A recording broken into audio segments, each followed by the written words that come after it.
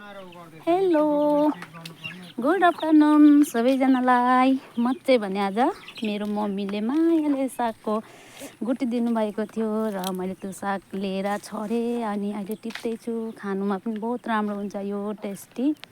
अनि अब चाहिँ भने मेरो सानो बारी छ हो, लसुनहरू प्याजहरू रोपेको छु। त्यसको पत्ता लिएर चाहिँ सागसँग मजाले बनाउनु भनेको हेर्नु सक्नुहुन्छ। प्याजको पत्ता बहुत राम्ररी आएको छ, बोट बेसी त छैन, 9-10 बोट रोपेको राम्रो भएको छ। अनि त्यसपछि चाहिँ मैले मेरो साग टिप्नु भयो, हेर्न सक्नुहुन्छ। प्याज पनि टिपेँ मैले। खानासाना खाएर चाहिँ हामी फेरि हाम्रो यहाँ कोचु पाउँदैन हो, सुँगुर पालेको छ। कोचु काट्नु टाढा टाढा जानुपर्छ।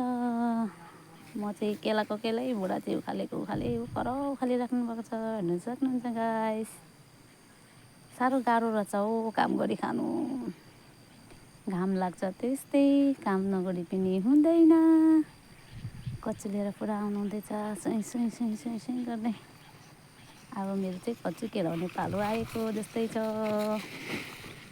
अनि त्यहाँबाट घर आएपछि चाहिँ मेरो बुढालाई चाहिँ दही दुध एकदमै मनपर्छ, त्यस कारणले दही बनाउनुलाई मलाई ढुङ्ग्री बनाइदिनु हुँदैछ। ढुङ्ग्रीमा चाहिँ म दही काट्छु। आजलाई भने यति नै।